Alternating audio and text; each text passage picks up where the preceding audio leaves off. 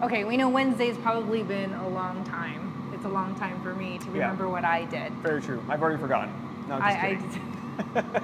So what we wanted to do is kind of talk about the different groups you guys were breaking out into, just to help refresh your memory for next Wednesday, and talk about talk about the challenges and some of the industry tech that you guys can use to solve those problems for the next session. Exactly. And so again, there were 5 different groups, right, that we had. So we had robotics was being one of them.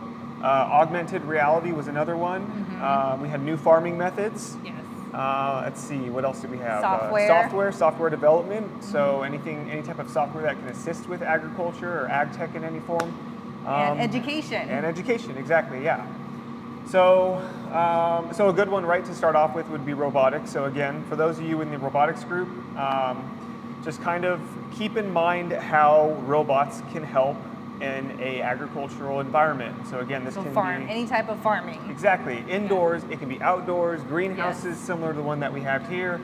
And a really, really good platform to kind of take a look at would be, which is also something that we have here at the school, which you guys might have seen, would have been the FarmBot. Right. That's a perfect example of automation. It solves 3 or 4 different problems when it comes to growing. And as a robot, as a robotics platform, it'll do everything for you. So there's always a good one there that you can try. So when you're thinking about these challenges that your team is going to be solving, it doesn't just have to be that one industry tech that you guys are solving it with. So for instance, the FarmBot that when you guys came in, it has a software component, it has the programming component, and it's mixing robotics with software. So it's not just doing one thing. So you don't feel like whatever group that you're in, you're just doing that. Correct, yeah, exactly. And then another thing too to keep in mind is, again, like obviously the internet is a extremely good resource. I know even for Cheryl and I, as professionals in this industry, we get a lot of our information from our own information from YouTube videos. So again, if you want, like, go on YouTube and type in FarmBot, you'll see a whole bunch of different videos of stuff that people have come up with. Or robotics. Yep, robotics. Like robotics and farming would be a good search term for you guys to use.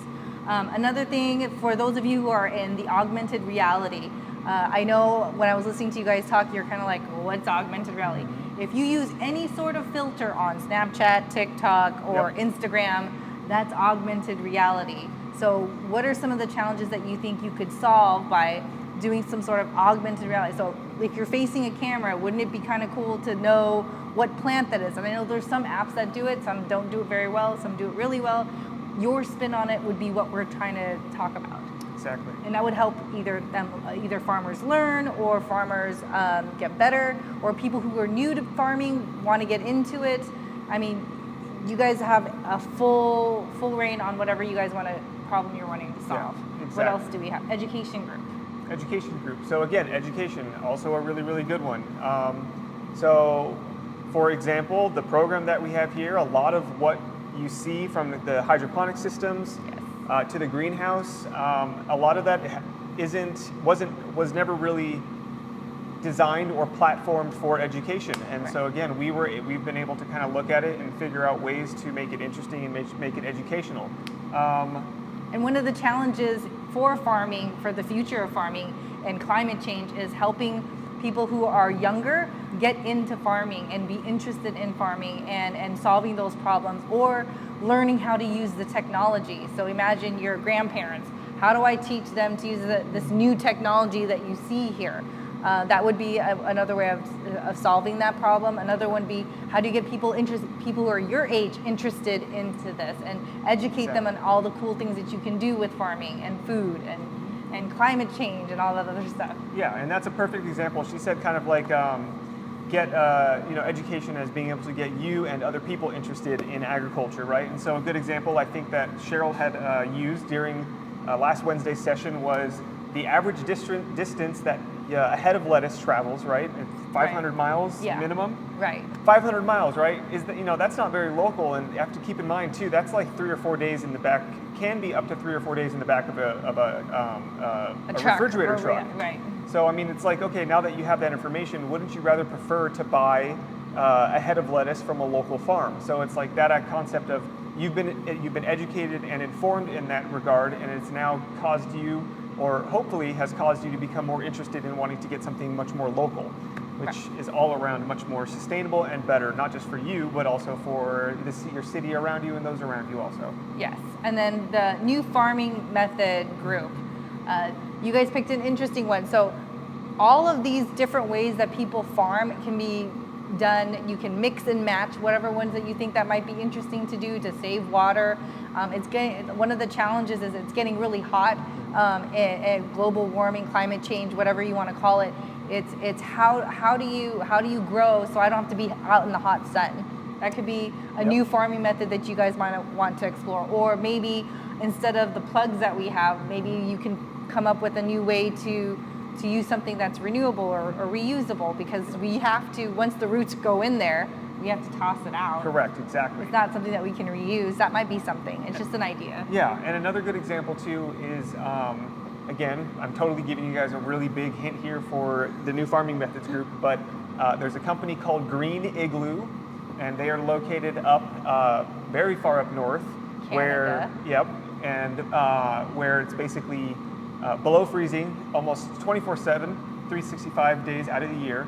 And they've come up with a very, very interesting almost greenhouse method where and it's kind of in the shape of an igloo.